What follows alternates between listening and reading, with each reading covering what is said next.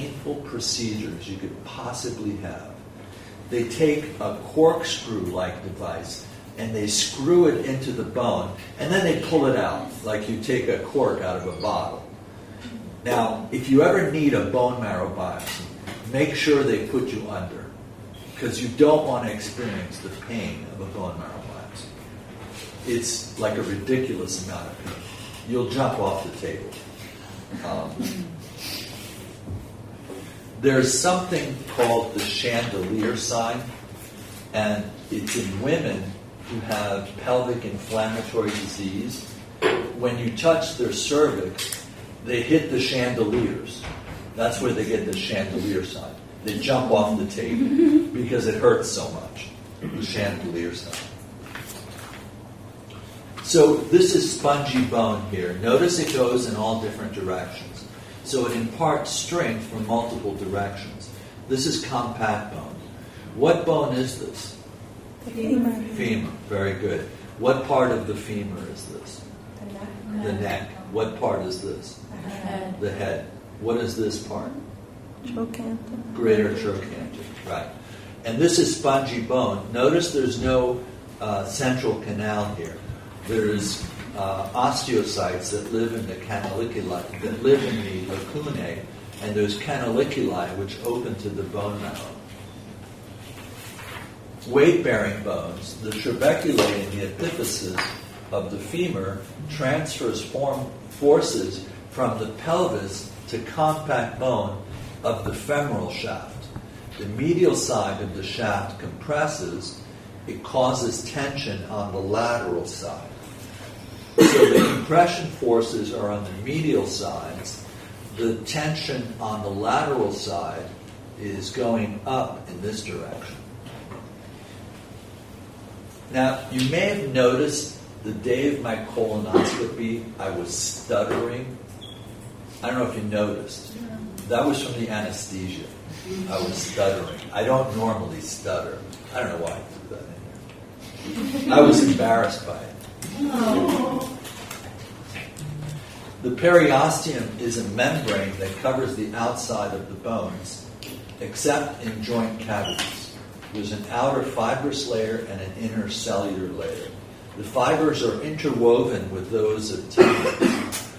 So when you see the skeleton in the lab, right, those are not real bones. There are some real bones in the lab, but those are rubber bones or plastic bones. Normally those bones would be covered with a layer of connective tissue, a membrane called the periosteum.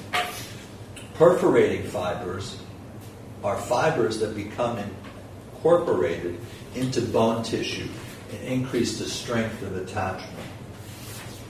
Functions of periosteum: it isolates bone from surrounding tissues. It provides a route for blood vessels and nerves. It participates in bone growth and repair.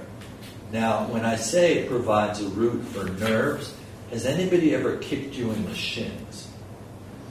It hurts a lot because the periosteum that covers the shin bone is very sensitive. It has lots of nerves. I guess being kicked in the shins would be common in soccer, unless you wear those guards, those shin guards. So this is the periosteum here, the outer membrane that covers bone. And these are perforating fibers that anchor the periosteum to the bone. The endosteum is an incomplete cellular layer that lines the medullary cavity. It's active during bone growth, repair, and remodeling. It covers the trabeculae of spongy bone, and it lines the central canals of compact bones. It consists of flattened layers of osteogenic cells. So this is the shaft of the bone. The periosteum is on the outside, the endosteum is on the inside. And on the endosteum you have osteoclasts, osteogenic cells, osteoblasts, and you have osteocytes, all 4 cell types. Bone development. Ossification or osteogenesis is bone formation. Calcification is deposition of calcium salt. It occurs during ossification. Now, I get those two terms confused, ossification and calcification. To me, they're the same thing, but this textbook makes a distinction between the two. There's two forms of ossification, endochondral ossification and intramembranous ossification. Some human bones grow to about age 25. Most of them stop growing. You stop growing in height by around age 16 in women, 17 in men. That's why men are a little taller than women in general, because they grow an extra year. But some bones grow until 25. The bones that grow until 25 are your vertebrae. They start to shrink after age 50, and you lose height because of the decomposition of bone, osteoporosis.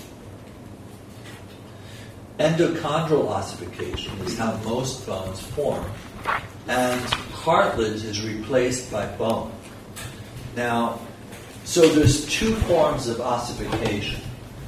Endochondral ossification, which is replacing cartilage, and intramembranous ossification, which is ossification of the dermis. You need to know that for the exam. Could you say it again? I'm sorry. Yeah. Endochondral ossification is cartilage that's gradually replaced by bone. Membranous ossification, intramembranous ossification, is ossification where the dermis becomes calcified and replaced by bone. Let's watch a smart art video. I know how much you guys like these videos.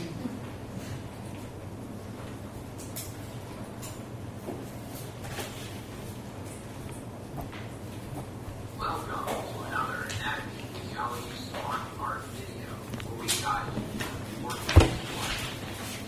After watching this video, you should be able to describe endochondral ossification, the process that replaces the early cartilaginous skeleton with bone. The key concept to grasp is that a hard ossified bone in the adult actually begins in the embryo as a miniature version made of hyaline cartilage. Let's take a closer look at the humerus of this embryo about 6 weeks after fertilization to see how the miniature cartilaginous model is progressively replaced with ossified bone. This process is not fully completed in all bones until after puberty. Some do not fully ossify until the late 20s or early 30s. Here you can see the cartilaginous model beginning the process of endochondral ossification. The chondrocytes in the center of the model become active, increase in size, which reduces the matrix to a series of small struts, and then die, leaving open spaces. Blood vessels invade this area, and osteoblasts at the periphery lay down a superficial layer of bone. Fibroblasts, delivered by blood vessels in the central region, differentiate into osteoblasts and begin to produce spongy bone at what is called the primary ossification center.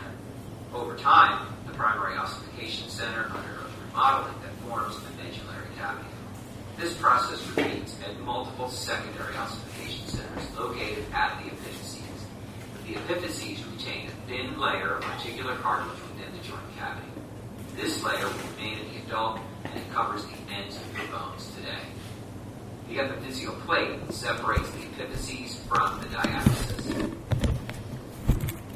This image here allows us to take a closer look at the epiphysis. The epiphyseal cartilage is the growth plate. The articular cartilage is the part of the cartilage that comes in contact with other bones, the articular cartilage. Remember we said an articular surface is a joint surface.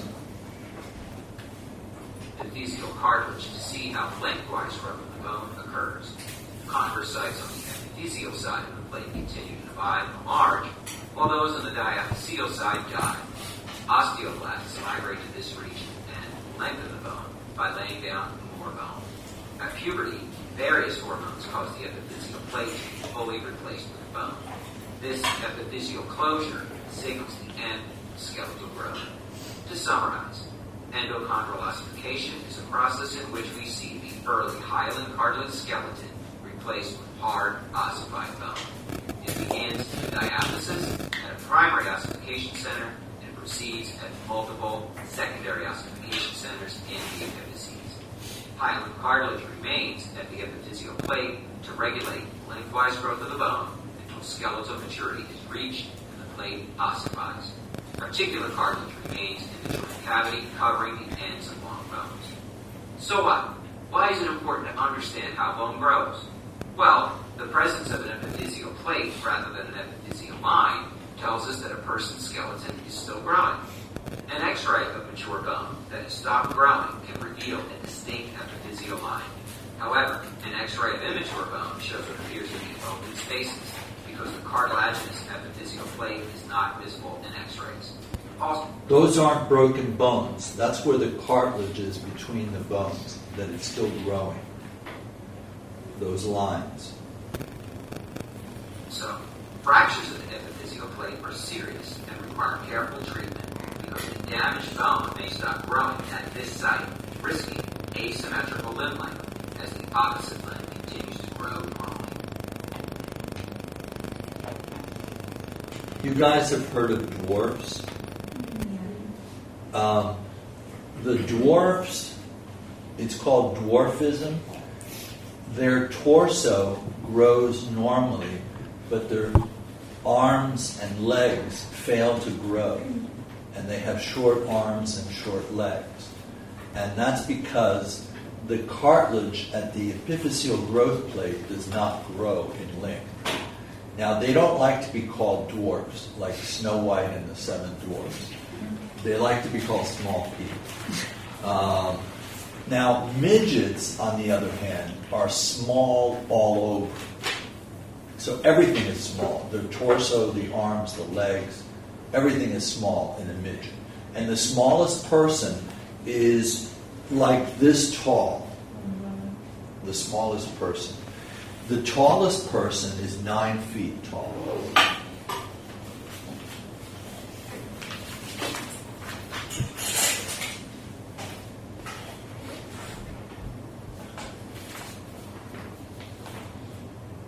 So this is an X-ray of a child showing the epiphyseal growth plates, which look like fractures, but they're not. You can guess the age of a child by how much growth plates there are, or how wide the growth plates are.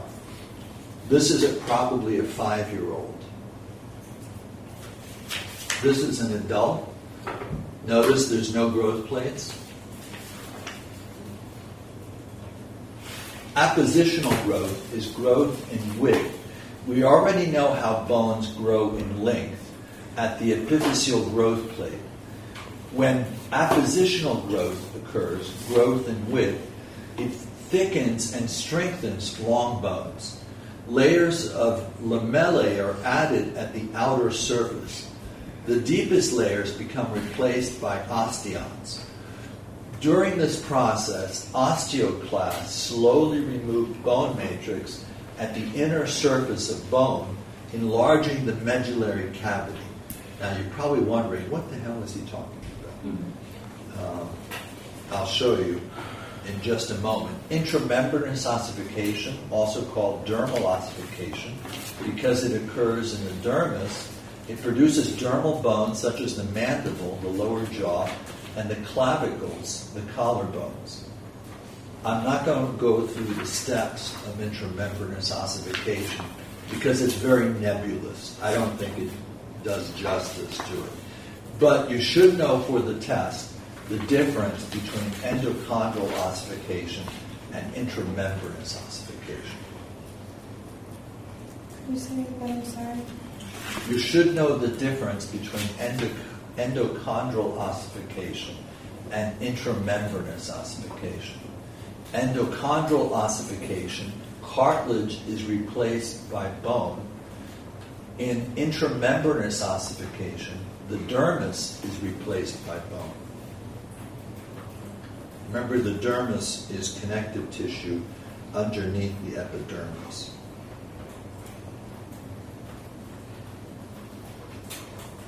Blood supply to the bones, there's arteries. I'm going to skip the names of the arteries, it's not interesting. Periosteum also contains network of lymphatic vessels and sensory nerves. You already know what it feels like to get kicked in the shin.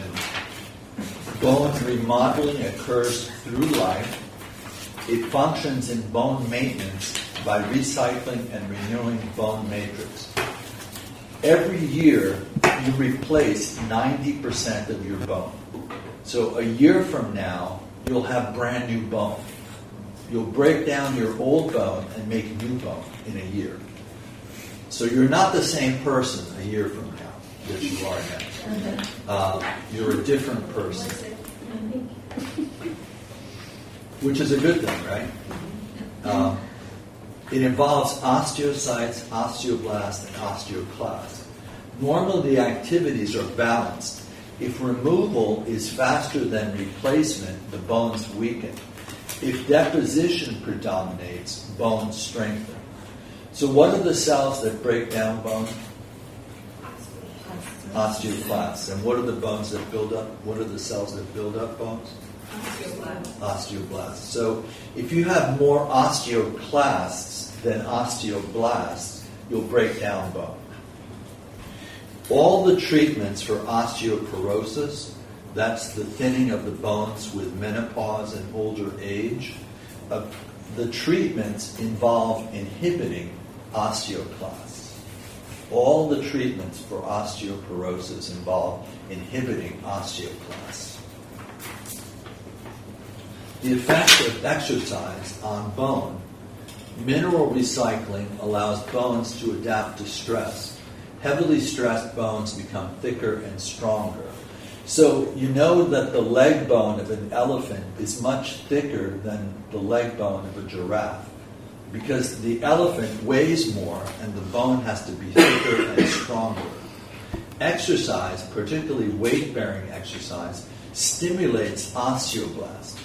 Now, my wife lifts weights 3 days a week, and she uses the treadmill every day. She puts me to shame. I don't use the treadmill. I lift weights 2 or 3 times a week. But I just started doing that this week. I have some catching up to do. She's been doing it for 21 years. Bone degeneration. Bone degenerates quickly. Up to 1/3 of bone mass can be lost in a few weeks of inactivity. I don't think that's accurate. You can lose 1/3 of your bone mass. I think that's inaccurate. Nutritional and hormonal effects on bones. Minerals, calcium and phosphorus are required in the diet, plus small amounts of magnesium, fluoride, ions, or iron, and manganese.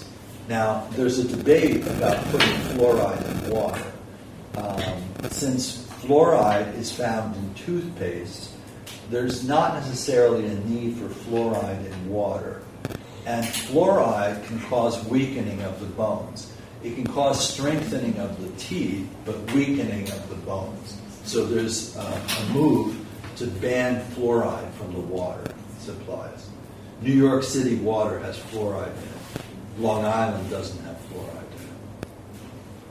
Calcitriol and vitamin D3. Calcitriol is the active form of vitamin D, and it's made in the kidneys. It's essential for normal calcium and phosphate ion absorption in the digestive tract. We mentioned that calcitriol, the active form of vitamin D, allows for calcium and phosphate to be absorbed from the intestines. And calcitriol is synthesized from vitamin D3, which you can get from your diet or from sunlight. Vitamin C is required for collagen synthesis, and it stimulates osteoblast differentiation. Vitamin A also stimulates osteoblast activity. Vitamins K and B12 are required for synthesis of bone proteins. Nutritional and hormonal effects on bone. Growth hormone and thyroxine, the thyroid hormone, stimulate bone growth. Sex hormones, estrogen and testosterone, stimulate osteoblasts. Parathyroid hormone and calcitonin maintain calcium ion homeostasis. Now, you know the relationship between insulin and glucagon. What does insulin do to blood sugar? Lowers it. What does glucagon do? Raises it. Parathyroid hormone raises calcium levels. Calcitonin lowers blood calcium levels. So they're opposite, just like insulin and glucagon are opposite. So calcitonin lowers blood calcium. Parathyroid hormone raises blood calcium. The way that it raises blood calcium is that it stimulates osteoclasts to break down bone.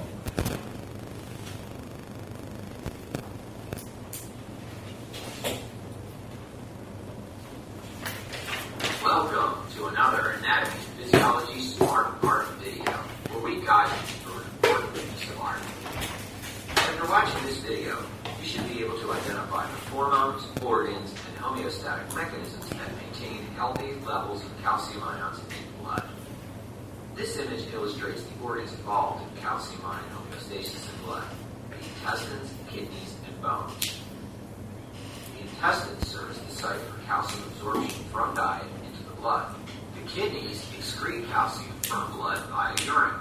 Bone serves as a reservoir for storing calcium. This negative feedback process can be described using these two flowcharts. The flowchart on the left shows the factors that raise blood calcium levels, and the one on the right shows the factors that lower blood calcium levels. Let's start on the left to see what happens when calcium levels are too low. When calcium ion levels fall below 8.5 milligrams per deciliter of blood, the parathyroid glands secrete parathyroid hormone, or PTH. PTH acts on three organs: bones, intestines, and kidneys. First, let's look at the effect of PTH on bone. PTH stimulates the maturation of osteoclasts. Increased osteoclastic activity accelerates erosion of the bone matrix, which releases stored calcium ions into blood. In the intestines, PTH enhances the calcium-absorbing effects of the hormone calcitriol. As a result, your intestines absorb more calcium ion from what you eat and drink. In the kidneys, PTH increases renal production of calcitriol, which not only works in the intestines, as was just mentioned, but also stimulates calcium reabsorption in the kidneys. The result is less calcium lost in urine, which keeps more calcium ions in blood. Notice that these three mechanisms work together to raise calcium levels in blood back to normal levels. What happens if blood calcium levels rise above normal? Let's turn to the second flowchart to see. When calcium ion concentration rises above 11 milligrams per deciliter of blood, the C cells of the thyroid gland respond by secreting another hormone, calcitonin. Like PTH, calcitonin acts on the bones, intestines, and kidneys. Unlike PTH, calcitonin lowers blood calcium levels. Again, let's start with the effects on bone. Calcitonin inhibits osteoclasts, but does not affect osteoblasts. The net result is that more calcium ions are deposited from blood into bone. In the intestines, calcitonin inhibits PTH. This lowers the rate of calcium absorption. In the kidneys, calcitonin reduces renal production of calcitriol. Calcium, therefore, is more likely to remain in the intestines and urine and be eliminated from the body. Subsequently, calcium ion levels in blood decrease. In summary, calcium ion homeostasis in blood is hormonally regulated by negative feedback, and the organs involved are the bones, intestines, and kidneys. When calcium ion levels in blood fall below normal, the parathyroid glands secrete PTH, which brings calcium levels back up to normal. And when calcium ion levels rise above normal, the C cells of the thyroid gland secrete calcitonin to bring it back down. So what? Why is it important to understand the hormones and organs involved in calcium-ion homeostasis of blood? Well, calcium is vital to numerous physiological processes, such as muscle contractions, nerve impulses, and blood clotting. Also, this knowledge has led to the development of pharmacological calcitonin, which is used as a treatment for osteoporosis in postmenopausal women because it inhibits osteoclastic activity. So calcitonin can be produced pharmacologically from salmon, the fish. Salmon calcitonin is used as a nasal spray. One spray in one nostril one day, one spray in the other nostril the next day. And the calcitonin inhibits osteoclasts, so less bone is broken down to help fight osteoporosis. What if you just ate salmon? Would it do the same thing? I don't know. You just stumped the professor. It's good to eat fresh salmon as opposed to salmon oil or fish oil. It's not as good as actually eating fresh salmon, although you get plastics in the fish, which you don't need plastic in your brain.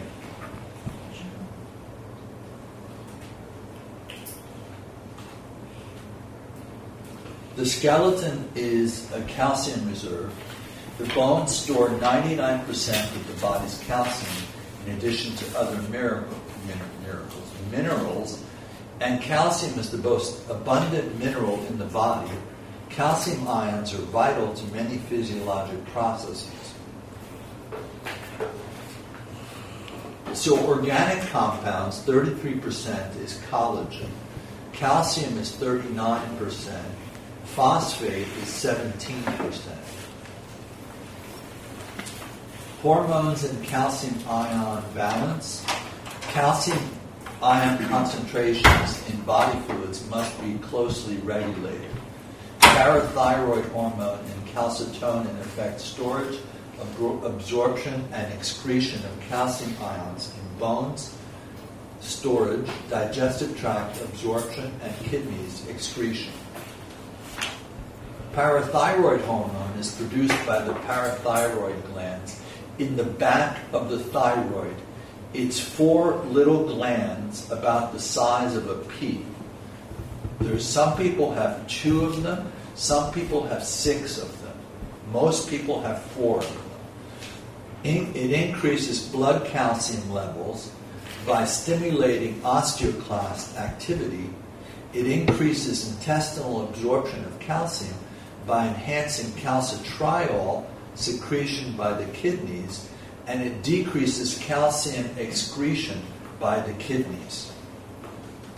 Calcitonin is secreted by the C cells in the thyroid, and they decrease blood calcium ion levels by inhibiting osteoclast activity, increasing calcium excretion, and reducing calcitriol secretion by the kidneys, which decreases intestinal absorption of calcium.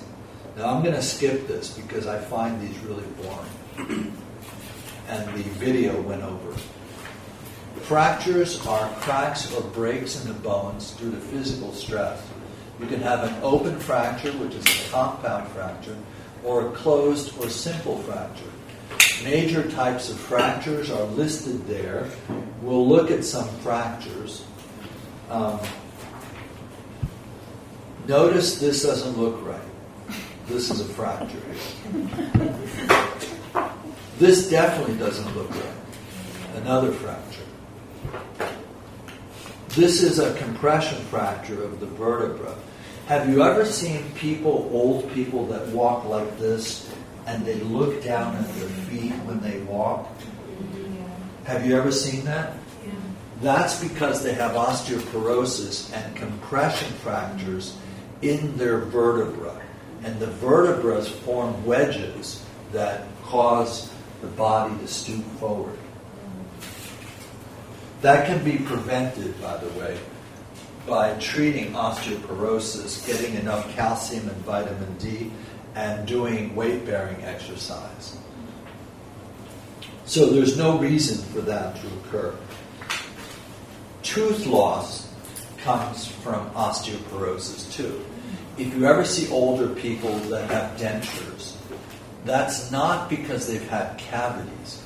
It's because their jaws have shrunk from osteoporosis and their teeth have fallen out.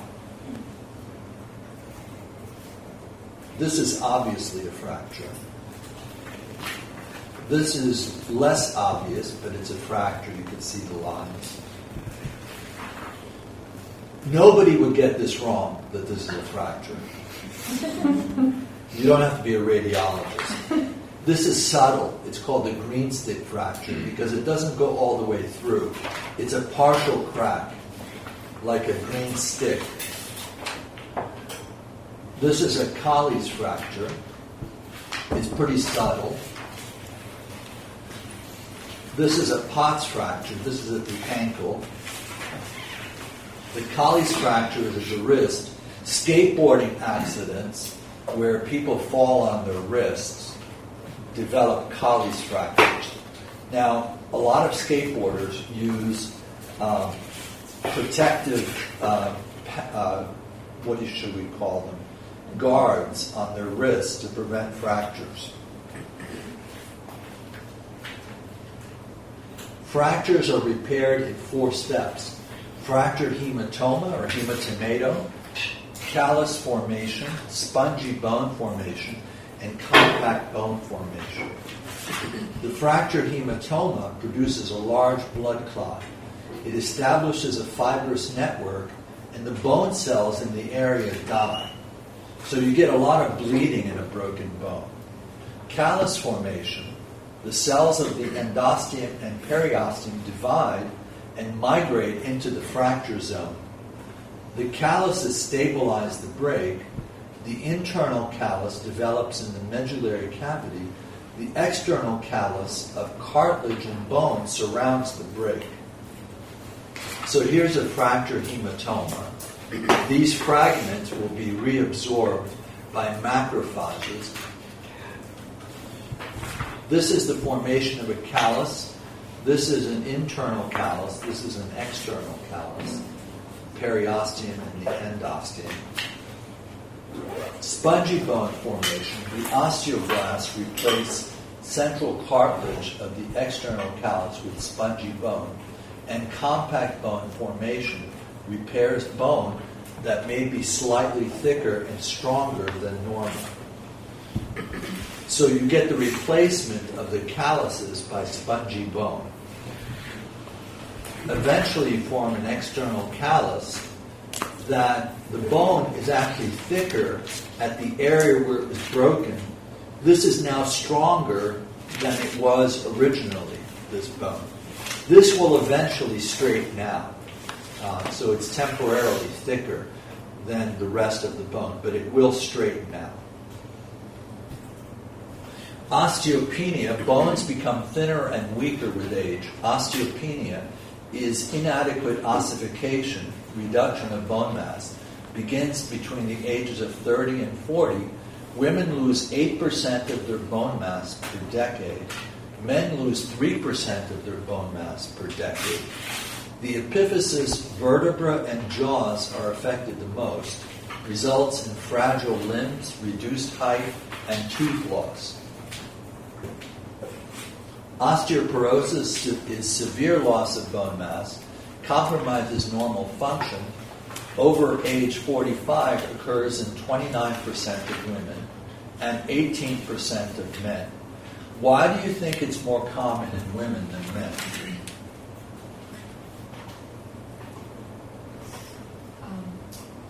Nutrients are like taken maybe from like the bones like when you're pregnant.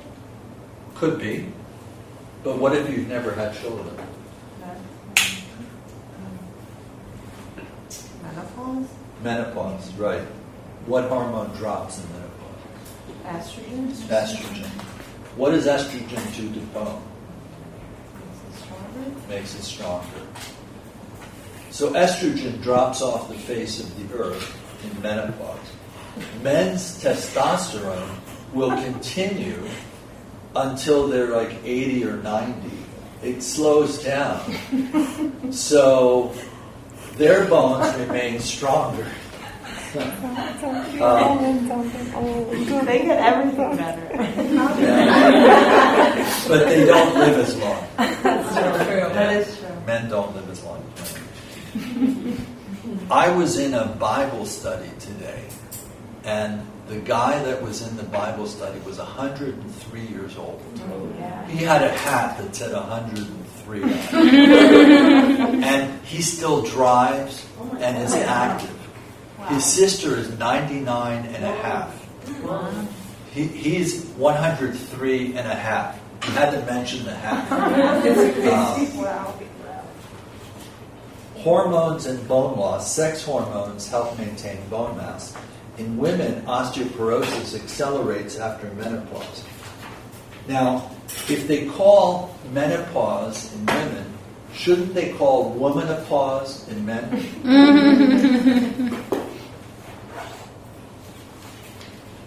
So this is healthy, strong bone, normal spongy bone in an athlete that's running and putting weight bearing.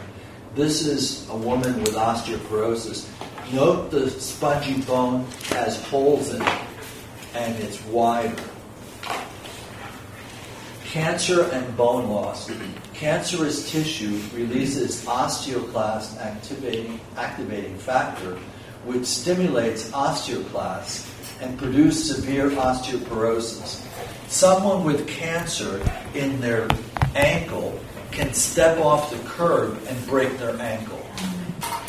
Just stepping off the curb and breaking the ankle. You know what that signals? Let's see, we got out at 9:35. It's Miller time.